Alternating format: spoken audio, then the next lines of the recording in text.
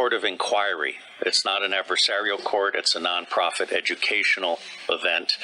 And with enormous energy and intelligence, all of us have been brought together to try to bring out some of the aspects. So if I may, I have prepared an overview statement based on my work these many past weeks.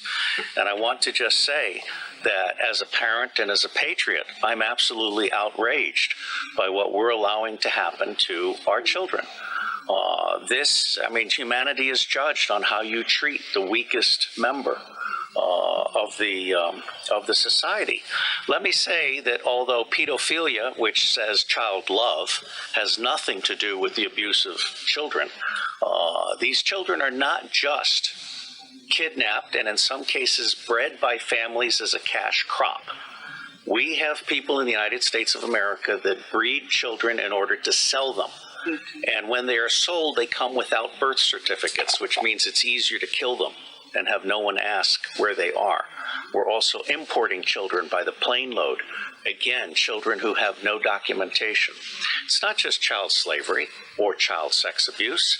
It's also child torture, because you have adrenalized blood. You have the whole blood drinking ceremony of the satanic world.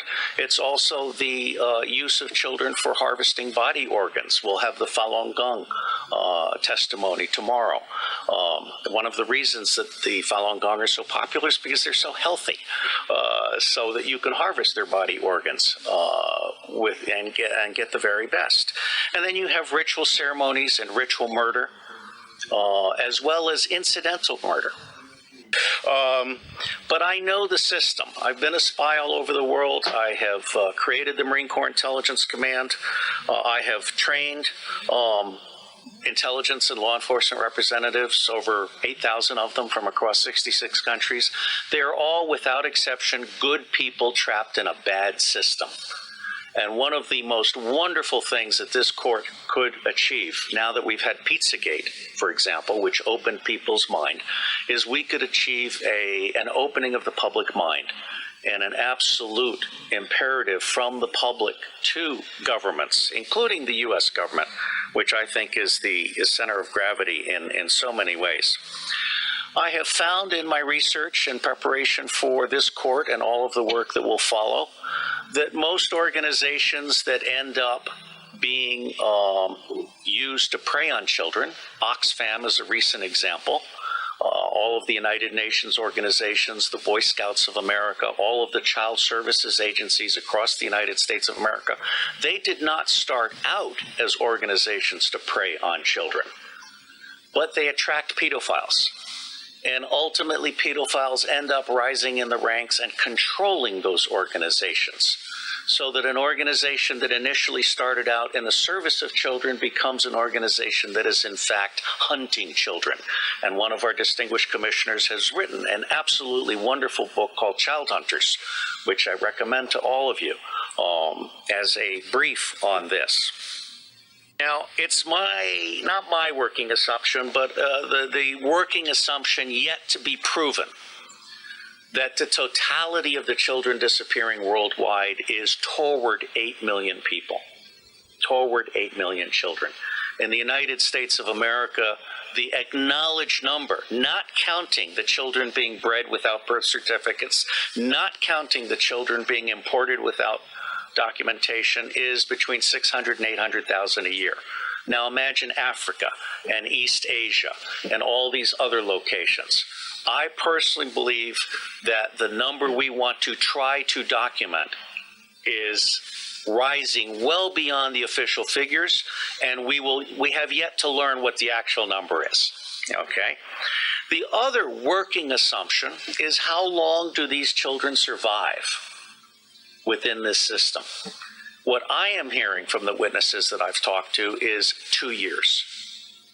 It may be longer. It may be 4 years, it may be 6 years, but by and large, these children are so abused. I mean, we're talking rapes by the hour and so forth, that they reach their expiration date within 2 years. And then they're murdered with impunity, or they're ritually murdered if that's what they've been bred for.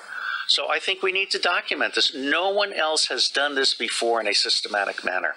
This commission is rendering a signal service by seeking to do an overall view in the public interest. This will be a massive, massive undertaking.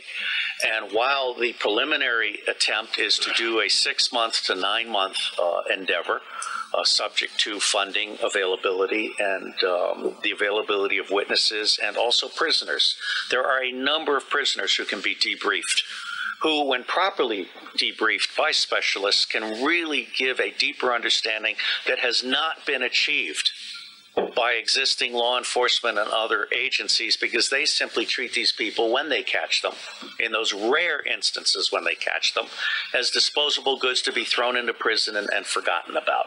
And tomorrow we will have some expert testimony from one of our commissioners who can speak to this far, far better than I.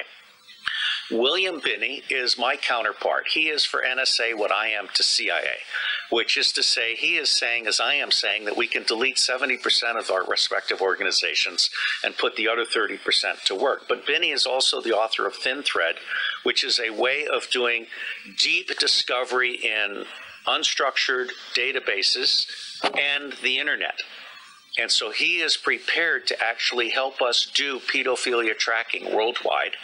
And one of the things that the other technical commission, Stephen Arnold, is very good at is de-anonymizing the internet. This includes every image having a fingerprint. So you can take an image of a child being abused, and you can track that image through the dark web. So there are resources that we can bring to bear in support of this commission's mission. My favorite technical commission is Arno Reuser from the Netherlands, who is a master librarian. He is so good that when the Dutch intelligence community realized it didn't know enough about the world, they recruited him to create the Open Source Intelligence Center for Dutch intelligence. And as with the endeavors that I helped create in the United States, and in fact for Scotland Yard, very quickly people found out that they could get 40 to 60% of what they knew very cheaply using open sources of information. That's not what government intelligence agencies do today. They want to spend as much money as possible in the riskiest way possible on the most expensive way possible. They're not actually there to do decision support or answer questions. So I believe that Arno Reuser is capable of creating the world's first digital library on pedophilia. And this would be a multilingual library to include local dialects.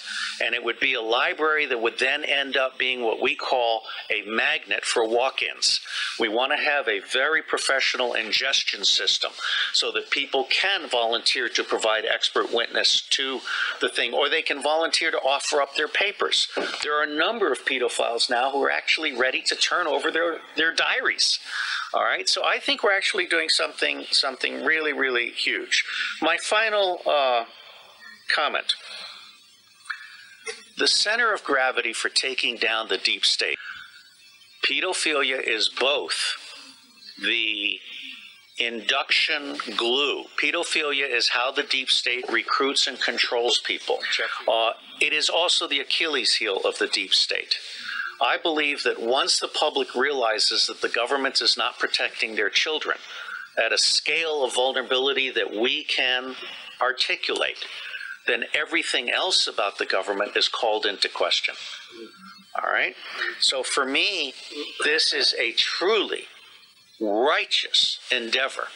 And I will end by saying that as much good as it might do to get the British angry, for me, the center of gravity for change is the American public.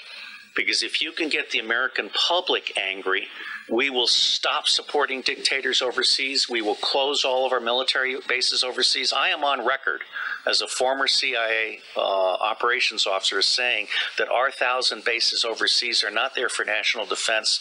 They're there to serve as lily pads for the smuggling of guns, gold, cash, drugs, and small children. So let me say I am proud to be in your company. And I believe that no matter what we do or do not do, it is going to make a difference. God bless you all.